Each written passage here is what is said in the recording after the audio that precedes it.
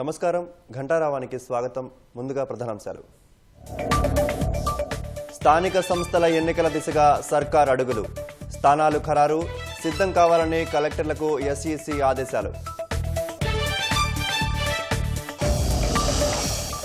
HCA అవకతవకలపై కొనసాగుతున్న CID దర్యాప్తు.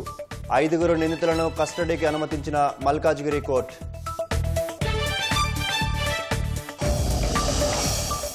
Hyderabad Jinkalwada paper ప్లేట్ల గోదాంలో అగ్ని ప్రమాదం.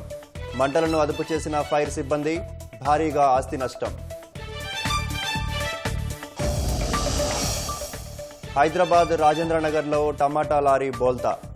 రోడ్డుపై చెల్లాచెదురుగా పడిపోయిన టమాటాలు.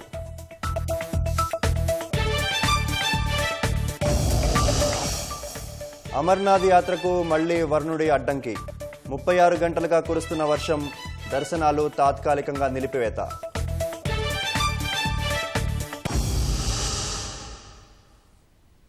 హైదరాబాద్ సనత్ నగర్ పరిధిలోని జింకల్వాడలో అగ్ని ప్రమాదం సంభవించింది. పేపర్ ప్లేట్లు, డిన్నర్ సెట్లు తయారీ పరిశ్రమ గోడౌన్లో మంటలు చెలరేగాయి. సమాచారం అందుకున్న అగ్నిమాపక సిబ్బంది 6 ఫైర్ ఇంజన్లు, ఒక రోబోట్ సహాయంతో దాదాపు 4 గంటలు శ్రమించి మంటలు అదుపు చేశారు. గోదాములోని సామాగ్రి మొత్తం మంటల్లో పూర్తిగా కాలి బూడిదైంది. హైడ్రా, ప్రొక్లైన్ సహాయంతో కాలిపోయిన వ్యర్థాలను తొలగించారు. ఎలాంటి ప్రాణ నష్టం జరగలేదని అగ్నిమాపక అధికారులు తెలిపారు. విద్యుత్ షార్ట్ సర్క్యూట్ వల్లే ప్రమాదం జరిగినట్లు ప్రాథమికంగా గుర్తించినట్లు పేర్కొన్నారు. మెలమీన్ అని క్రాకర్ ఇండస్ట్రీ, అంటే మన డిన్నర్ సెట్ తయారు చేస్తారు, ప్లేట్లు, అదేవిధంగా బౌల్స్, మన స్పూన్స్ తయారు చేసే ఇండస్ట్రీ. అగ్ని ప్రమాదం జరిగినప్పుడు పైన ఫస్ట్ ఫ్లోర్లో ఆఫీస్ పైన 4 నుంచి 5 సిబ్బంది ఉన్నారు. వాళ్ళలో ఒకరు నోటీస్ చేసి వాళ్ళకి ఇన్ఫార్మ్ చేయడం జరిగింది. సికింద్రాబాద్ నుంచి వాటర్ బౌజర్స్, అదేవిధంగా రోబోట్ కూడా, ఫైర్ ఫైటింగ్ రోబోట్ కూడా టర్న్అవుట్ చేశాము. ప్రస్తుతానికి ఫైర్ పూర్తిగా కంట్రోల్ అయిపోయింది. లోపల ఏదైతే మెటీరియల్ ఉందో అదంతా ఇప్పుడు డంపింగ్ చేస్తున్నాము. అవి బయటికి తీయాల్సి ఉంది. ఎవరికి ఎలాంటి గాయాలు కూడా కలగలేదు. ఆస్తి నష్టం అంచనా అనేది ఇప్పుడు ఇంకా వాళ్ళ నుంచి ఇన్ఫర్మేషన్ తీసుకున్న తర్వాత తెలియజేస్తాము. దీనికి ప్రాథమికంగా మాకున్న సమాచారం ప్రకారం షార్ట్ సర్క్యూట్ వల్ల జరిగిందని మేము అనుకుంటున్నాము.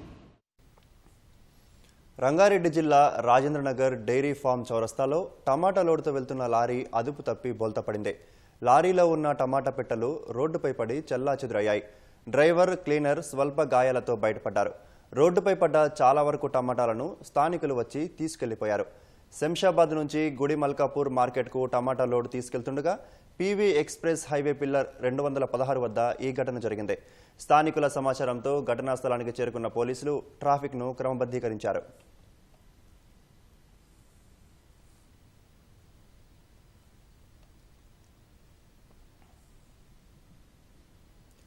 కరీంనగర్ శివారులోని వికలాంగుల కాలనీలోకి మరోసారి ఎలుగుబంటి వచ్చింది. దీంతో కాలనీ వాసులు భయాందోళనకు గురయ్యారు. కాలనీ ఆనుకొని గుట్టలు ఉండటంతో ఎలుగుబంటులు తరచూ సంచరిస్తుంటాయి. గుట్టను ఆనుకొని నిర్మాణాలు చేపట్టడంతో అవి నివాస స్థలాల్లోకి చొచ్చుకు వస్తున్నాయి. ప్రజలు వెంబడించడంతో ఎలుగుబంటి తిరిగి గుట్టవైపు వెళ్లిపోయింది. ఎలుగుబంటి కారణంగా ప్రతిరోజు రాత్రిపూట బిక్కుబిక్కుమంటూ గడుపుతున్నామని స్థానికులు ఆందోళన వ్యక్తం చేశారు. భారీ వర్షాల కారణంగా ఇవాళ అమర్నాథ్ యాత్రను నిలిపివేశారు. గత 36 గంటలుగా అమర్నాథ్ లోయ ప్రాంతంలో వర్షం కురుస్తున్నట్లు అధికారులు తెలిపారు. గందర్బల్ జిల్లాలోని బాల్తాల్ మార్గంలో ముందు రోజు కొండ చర్యలు విరిగిపడి ఒక మహిళా యాత్రికురాలు మరణించారని, 3 గాయపడ్డారని చెప్పారు. కొండ చర్యలు విరిగిపడే ప్రమాదం ఉండటంతో ఇవాళ పహల్గామ్, బాల్తాల్ బేస్ క్యాంపుల నుంచి యాత్రికులను నిలిపివేస్తున్నట్లు అధికారులు ప్రకటించారు. అమర్నాథ్ వెళ్లే ఈ 2 మార్గాల్లో అవసరమైన చోట పునరుద్ధరణ పనులు జరుగుతాయని చెప్పారు. నిన్న రాత్రి పంచ్తామీ శిబిరంలో బస చేసిన యాత్రికులను తగినంత బీఆర్ఓ మౌంటైన్ రెస్క్యూ బృందాలతో బాల్తాల్కు వెళ్లడానికి అనుమతిస్తున్నట్లు అధికారులు తెలిపారు.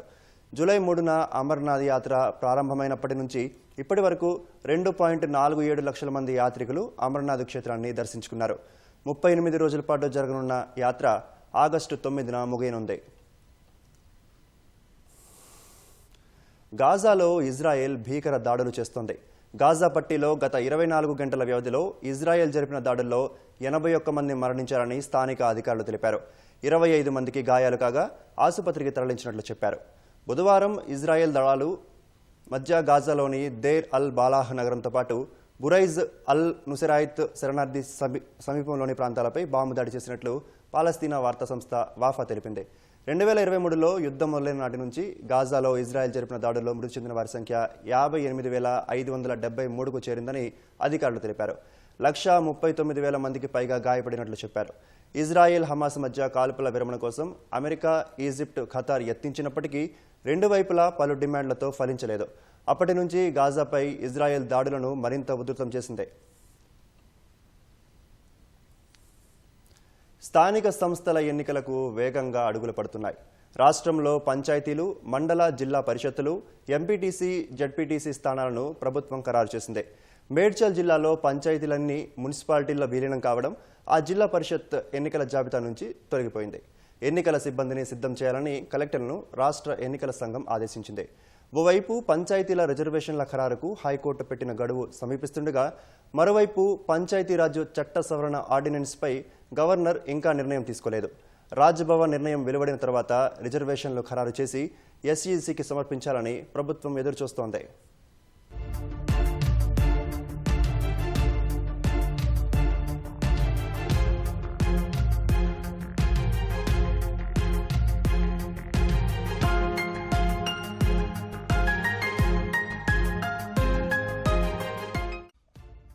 స్థానిక సంస్థల ఎన్నికలకు ప్రభుత్వం, రాష్ట్ర ఎన్నికల కమిషన్ వేగంగా ఏర్పాట్లు చేస్తున్నాయి. రాష్ట్రంలో జిల్లా పరిషత్లు, ఎంపీటీసీలు, జడ్పీటీసీలను ఖరారు చేసి రాష్ట్ర ప్రభుత్వం మొదటి ఘట్టం పూర్తి చేసింది. రాష్ట్ర వ్యాప్తంగా 5,773 ఎంపీటీసీ స్థానాలు, 566 జడ్పీటీసీలు, 31 జిల్లా పరిషత్లు, 12,778 పంచాయతీలు, 112,000 వార్డులను ఖరారు చేస్తూ పంచాయతీరాజ్ శాఖ ఉత్తర్వులు జారీ చేసింది. అత్యధికంగా నల్గొండ జిల్లాలో 353, అతి తక్కువగా ములుగులో 83 ఎంపీటీసీ స్థానాలున్నాయి. రాష్ట్ర వ్యాప్తంగా 71 పంచాయతీలు మున్సిపాలిటీల్లో విలీనం కావడంతో పాటు కొత్త మండలాల ఏర్పాటుతో పంచాయతీరాజ్ శాఖ పునర్వ్యవస్థీకరించి ఖరారు చేసింది. గతంలో 32 జిల్లా పరిషత్లు ఉండగా మేడ్చల్ జిల్లాలోని గ్రామాలన్నీ మున్సిపాలిటీల్లో విలీనం కావడంతో ఆ జిల్లా పరిషత్ను తొలగించారు. రాష్ట్ర వ్యాప్తంగా 2019లో 5,817 ఎంపీటీసీ స్థానాలకు ఎన్నికలు జరగ్గా ఇప్పుడు 44 తగ్గి 5,773కు చేరాయి. 2019లో 570 మండల ప్రజా పరిషత్లు, జడ్పీటీసీ స్థానాలు ఉండగా ఇప్పుడు 566కు చేరాయి. గతంలో 12,848 గ్రామ పంచాయతీలుండగా ఇప్పుడు 12,778కి తగ్గాయి. రాష్ట్ర వ్యాప్తంగా పంచాయతీల్లో 112,000 వార్డులు ఖరారయ్యాయి. ఇక రెండో ఘట్టంగా రిజర్వేషన్లను ఖరారు చేయాల్సి ఉంది.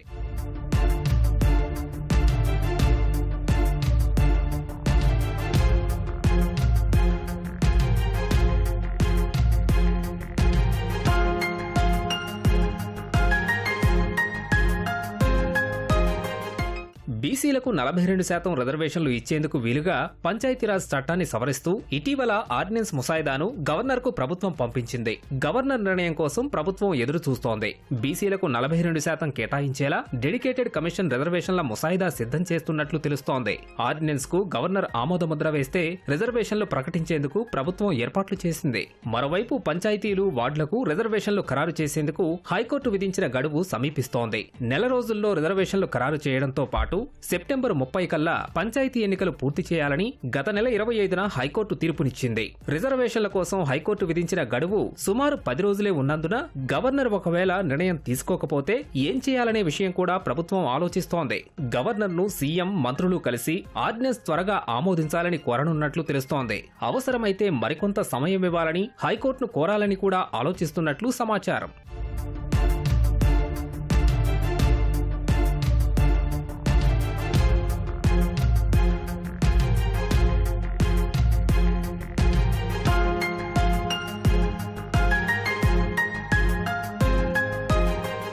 హైకోర్టు పెట్టిన గడువులోగా పంచాయతీ ఎన్నికలు పూర్తి చేసేందుకు రాష్ట్ర ఎన్నికల సంఘం చురుగ్గా ఏర్పాట్లు చేస్తోంది. ఎన్నికల సిబ్బందిని సిద్ధం చేయాలని కలెక్టర్లను రాష్ట్ర ఎన్నికల సంఘం ఆదేశించింది. వార్డుల వారీగా సిబ్బంది వివరాలు సిద్ధం చేయాలని తెలిపింది. రాష్ట్ర ప్రభుత్వం పంచాయతీలు, వార్డులు, జడ్పీటీసీ, ఎంపీటీసీల వివరాలు, రిజర్వేషన్లను ఇస్తే వెంటనే నోటిఫికేషన్ ఇచ్చేందుకు అవసరమైన అన్ని ఏర్పాట్లను ఎస్ఈసీ చేస్తుంది. రాష్ట్ర చరిత్రలో ఎన్నడూ లేనంత విద్యుత్ డిమాండ్ ఏర్పడినా కోతలు లేకుండా కరెంటు సరఫరా చేసిన ఘనత ప్రజాప్రభుత్వానికే దక్కుతుందని ఉప ముఖ్యమంత్రి బట్టి విక్రమార్క వెల్లడించారు. ఎస్పీడీసీఎల్ కార్యాలయంలో విద్యుత్ ఉన్నతాధికారులతో సమీక్ష నిర్వహించిన బట్టి భవిష్యత్తులో ఏర్పడే డిమాండ్ను అధిగమించేలా చర్యలు తీసుకోవాలని సూచించారు. గతేడాది మార్చి 8న 15,497 మెగావాట్ల పీక్ డిమాండ్ ఏర్పడగా ఈ ఏడాది మార్చి 20న 17,162 మెగావాట్ల పీక్ డిమాండ్ నమోదైందని ఉప ముఖ్యమంత్రి తెలిపారు. 2034 నాటికి ఇది 33,773 మెగావాట్లకు చేరుకునే అవకాశం ఉందని కేంద్ర సంస్థలు విశ్లేషించినట్లు వివరించారు. విద్యుత్ సరఫరాలో ఇబ్బందులు తలెత్తకుండా కొత్త సబ్స్టేషన్లు నిర్మించాలని అధికారులను ఆదేశించారు. సబ్స్టేషన్ల నిర్మాణంలో భూములు కోల్పోయిన వారికి ఉద్యోగ అవకాశాలు కల్పించే అవకాశంపై దృష్టి సారించాలన్నారు. హైదరాబాద్లో అండర్ గ్రౌండ్ ఎలక్ట్రిసిటీ కేబుల్స్ నిర్మాణం కోసం పూర్తి స్థాయి డిపిఆర్ సిద్ధం చేయాలని భట్టి విక్రమార్క ఆదేశించారు.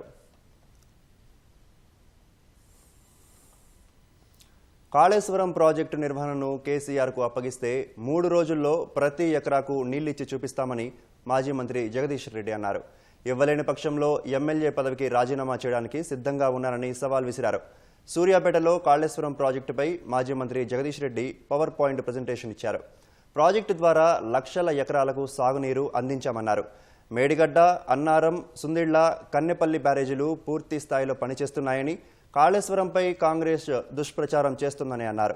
కాళేశ్వరం గోదావరి జలాల పరిరక్షణ కోసం మరో ఉద్యమానికి శ్రీకారం చుడతామని ప్రకటించారు. కేసీఆర్ చేతికి ప్రాజెక్ట్ అప్పచెప్పు 4వ రోజు నీళ్ళు తీసుకొచ్చి మా రామచంద్రం ఇవ్వలేకపోతే నేను ఎమ్మెల్యే పదవికి రాజీనామా చేసిపోతా. కాళేశ్వరం ఎప్పటికైనా తెలంగాణ ప్రజలకి జీవధార కాళేశ్వరమే. కాళేశ్వరమే మనం బతికిస్తుంది, కాళేశ్వరమే మనం కాపాడుతుంటుంది. ఆ కాళేశ్వరం కొరకు కొట్లాడడానికి మనం అందరం సిద్ధం కావాల్సిన సమయం ఆసన్నమైంది.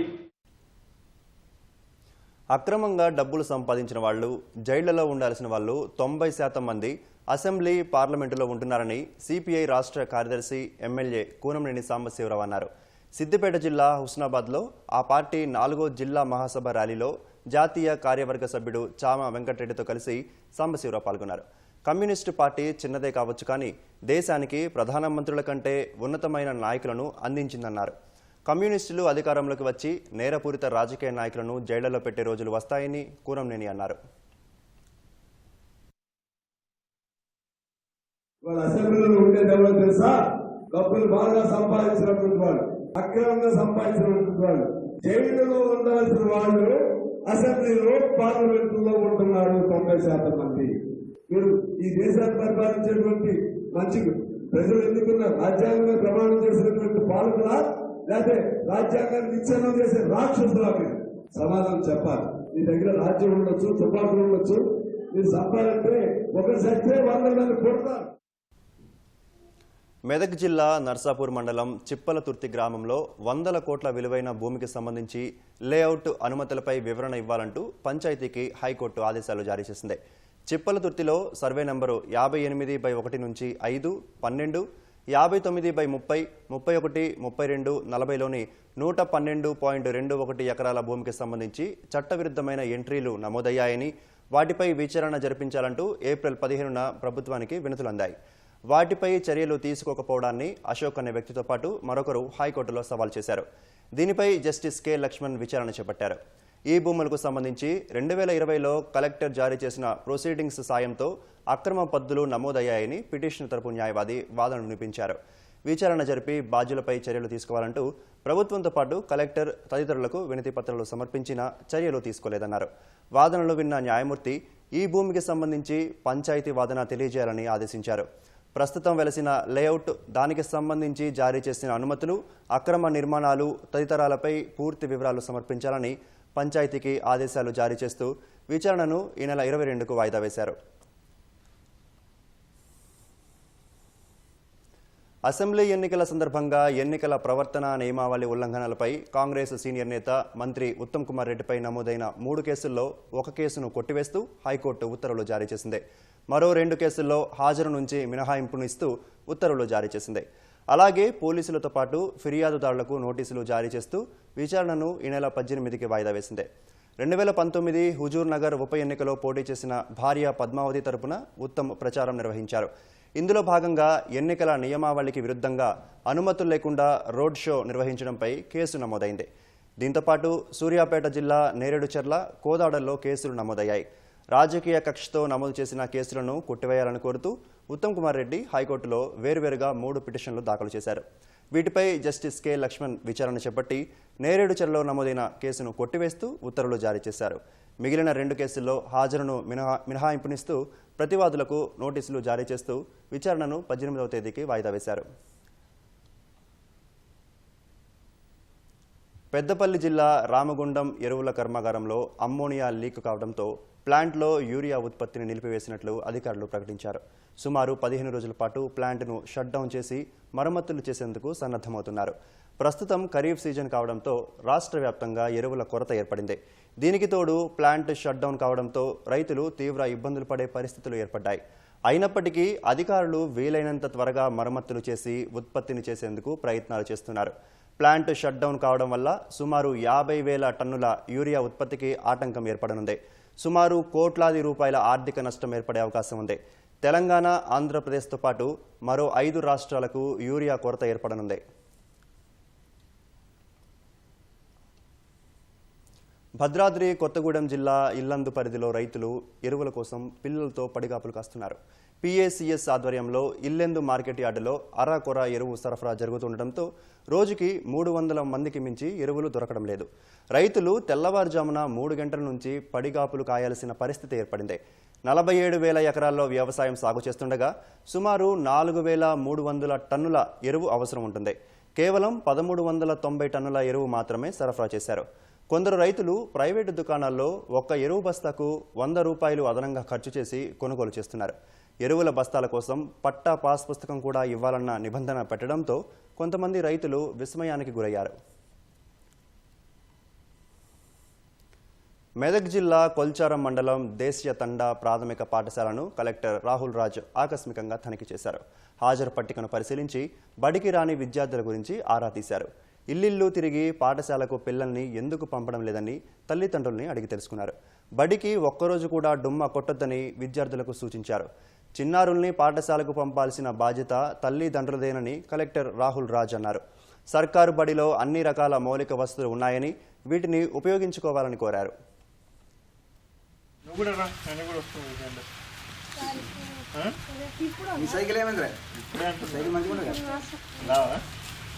మరి రేపు రాకపోతే నేను వచ్చి తీసుకుపోతాను. నేను రేపు పంపించండి. ఎట్లా ఈయన కూడా చెప్పి రేపు రావాలి నాన్న. సరేనా? నువ్వు ఇవన్నీ వ్యవసాయం పనులు అవన్నీ చేయక. ఇప్పుడు నువ్వు చదువుకో, మంచిగా చదువుకున్నాక తర్వాత నువ్వు మంచిగా ఇది చేయ. స్కూల్లో ఎవరెవరైతే ఆబ్సెంటీస్ ఉన్నారో మరి వాళ్ళందరి ఇంటికి కూడా వెళ్ళి పరిశీలించడం జరిగింది. సో ఎవరెవరైతే వ్యాలిడ్ రీజన్స్ లేకుంటే మరి ఆబ్సెంటీస్ ఉన్నారో వాళ్ళందరినీ కూడా కంపల్సరీగా రేపటి నుంచి ఇక్కడికి రావాలనేసి కూడా వాళ్ళందరినీ వాళ్ళ పేరెంట్స్ని విజ్ఞప్తి చేయడం జరిగింది. సో మన జిల్లా వ్యాప్తంగా ఉన్న అందరి తల్లిదండ్రులకు కూడా రిక్వెస్ట్ ఏంటంటే కంపల్సరీగా మనకు స్కూల్స్ స్టార్ట్ అయ్యి ఆల్మోస్ట్ మోర్ దాన్ 1 మంత్ దాటిపోయింది. సో కంపల్సరీగా ప్రతి ఒక్కరిని కూడా ఏ ఒక్క రోజు కూడా ఆబ్సెంట్గా ఉండొద్దు. అందరినీ కూడా స్కూళ్ళకి పంపించండి. సో మనకు స్కూళ్ళల్లో ఇప్పుడు ప్రభుత్వం అన్ని రకాల సదుపాయాలు కూడా మనకి ప్రొవైడ్ చేస్తూ ఉంది. చాలా క్వాలిఫైడ్ టీచర్స్ కూడా మనకి ప్రభుత్వ రంగంలో ఉన్నారు. సో కంపల్సరీగా ప్రతి ఒక్కరు కూడా ప్రతిరోజు కూడా మీ పిల్లలని కంపల్సరీగా స్కూళ్ళకి పంపించండి. ఎక్కడ కూడా వాళ్ళని ఇంట్లో కూర్చోబెట్టొద్దు. వ్యవసాయ పనులకు కానివ్వండి, వేరే పనులకు కానివ్వండి, ఏ ఇతర పనులకు కూడా మీ పిల్లలను తీసుకుపోవద్దు.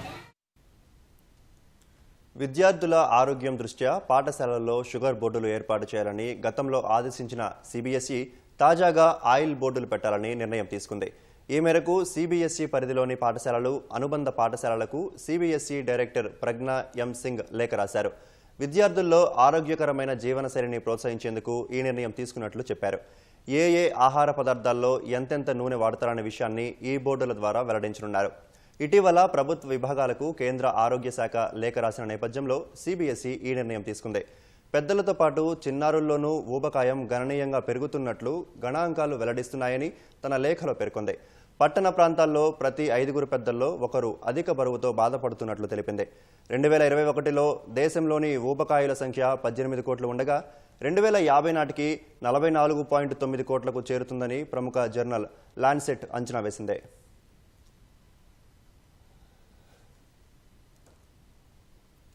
కేంద్రంలోని బీజేపీ ప్రభుత్వం దేశవ్యాప్తంగా ఉన్న బెంగాలీ మాట్లాడే వారిని అవమానించడంతో పాటు వేధింపులకు గురి చేస్తోందని బెంగాల్ సీఎం మమతా బెనర్జీ ఆరోపించారు.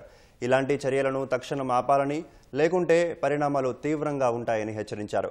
కేంద్రంలో అధికారంలో ఉన్న పార్టీ రాష్ట్రాల్లో తన రాజకీయ లక్ష్యాల కోసం ఎన్నికల సంఘాన్ని ప్రభావితం చేస్తుందని దీదీ విమర్శించారు.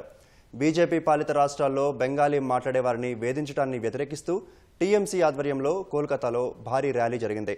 హోరు వర్షం కురుస్తున్నా కూడా సీఎం మమతా బెనర్జీ ప్రదర్శన కొనసాగించారు. అనంతరం జరిగిన సభలో పాల్గొన్న బెంగాల్ సీఎం కేంద్రం చర్యల ఫలితంగా ఇక నుంచి బంగ్లాలోనే ఎక్కువగా మాట్లాడాలని నిర్ణయించుకున్నట్లు చెప్పారు. తనను నిర్బంధ కేంద్రంలో ఉంచాలని బీజేపీకి మమతా సవాల్ విసిరారు. బెంగాల్కు చెందిన 22 లక్షల మంది కూలీలు దేశంలోని వివిధ ప్రాంతాల్లో పనిచేస్తున్నారని, వారందరి వద్ద సరైన పత్రాలు ఉన్నాయని తెలిపారు. చిన్న చిన్న కారణాలతో బెంగాలీలను అవమానిస్తే సహించేది లేదని మమతా బెనర్జీ కేంద్రానికి స్పష్టం చేశారు. శివసేన యూబీటీ అధినేత ఉద్ధవ్ ఠాక్రేను ఉద్దేశించి మహారాష్ట్ర ముఖ్యమంత్రి దేవేంద్ర ఫడ్నవీస్ ఆసక్తికర వ్యాఖ్యలు చేశారు. 2029 వరకు విపక్షంలో కూర్చునేందుకు బీజేపీకి అవకాశం లేదన్న ఆయన, ఉద్ధవ్ మాత్రం అధికార పక్షం వైపు రావచ్చని చమత్కరించారు. శాసన మండలిలో ప్రతిపక్ష నేత అంబాదాస్ దాన్వే వీడ్కోలు కార్యక్రమంలో సీఎం ఫడ్నవీస్ ఈ వ్యాఖ్యలు చేశారు. ఆ సమయంలో ఉప ముఖ్యమంత్రి ఏక్నాథ్ షిండే కూడా పక్కనే ఉన్నారు. ఫడ్నవీస్, ఏక్నాథ్ షిండే మధ్య కొంతకాలంగా కోల్డ్ వార్ నడుస్తోందనే ప్రచారం జరుగుతున్న వేళ ఫడ్నవీస్ వ్యాఖ్యలు ప్రాధాన్యం సంతరించుకున్నాయి. హనుమకొండ జిల్లా వేలేరు మండలం పీచర గ్రామంలో స్కూల్ పిల్లలకు పూర్వ విద్యార్థులు షూ పంపిణీ చేశారు. జిల్లా పరిషత్ హైస్కూల్లో ఇటీవల పూర్వ విద్యార్థుల సమ్మేళనం నిర్వహించుకున్న 1997-98 బ్యాచ్, 2011-12 బ్యాచ్ విద్యార్థులు కలిసి తమకు విద్యాబుద్ధులు నేర్పిన బడికి తిరిగి ఏదైనా చేయాలని సంకల్పించుకున్నారు. ప్రస్తుతం పాఠశాలలో చదువుతున్న 100 మంది విద్యార్థులకు షూ పంపిణీ చేశారు. పాఠశాల ప్రధాన ఉపాధ్యాయులు శ్రీదేవి సహా ఉపాధ్యాయులంతా కలిసి బాలలకు షూ బహుకరించిన పూర్వ విద్యార్థులను అభినందిస్తూ సత్కరించారు. అమెరికాలోని అలాస్కా తీరంలో భారీ భూకంపం సంభవించింది. రిక్టర్ స్కేల్పై 7.3 తీవ్రత నమోదైనట్లు గుర్తించారు. ఫలితంగా అమెరికా జియోలాజికల్ సర్వే సునామీ హెచ్చరికలు జారీ చేసింది. అయితే ఇప్పటి వరకు ప్రాణ ఆస్తి నష్టానికి సంబంధించి ఎలాంటి వివరాలు వెల్లడి కాలేదు. ముందస్తు జాగ్రత్తగా పౌరులు సురక్షిత ప్రాంతాల్లో తలదాచుకోవాలని అధికారులు సూచనలు జారీ చేశారు. దక్షిణ అలాస్కా పెనిన్సులా ప్రాంతాలకు సునామీ హెచ్చరికలు జారీ చేసిన అధికారులు గంట తర్వాత వాటిని విరమించుకున్నారు. భూకంపాలు తరచూ వచ్చే పసిఫిక్ రింగ్ ఆఫ్ ఫైర్ ప్రాంతంలో అలాస్కా ఉంది. 1964లో ఈ ప్రాంతంలో 9.2 తీవ్రతతో భూకంపం వచ్చింది. అప్పుడు 250 మందికి పైగా ప్రాణాలు కోల్పోయారు. ప్రపంచంలోని అత్యంత శీతల ప్రాంతమైన రష్యాలోని యకుటియా ప్రాంతాన్ని భారీ వరదలు చుట్టుముట్టాయి.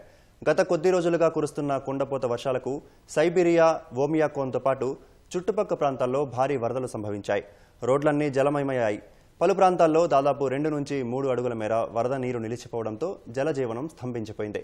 వరదల ధాటికి వందల సంఖ్యలో ఇళ్లు ధ్వంసమయ్యాయి. పలుచోట్ల వంతెనలు విరిగిపోయాయి.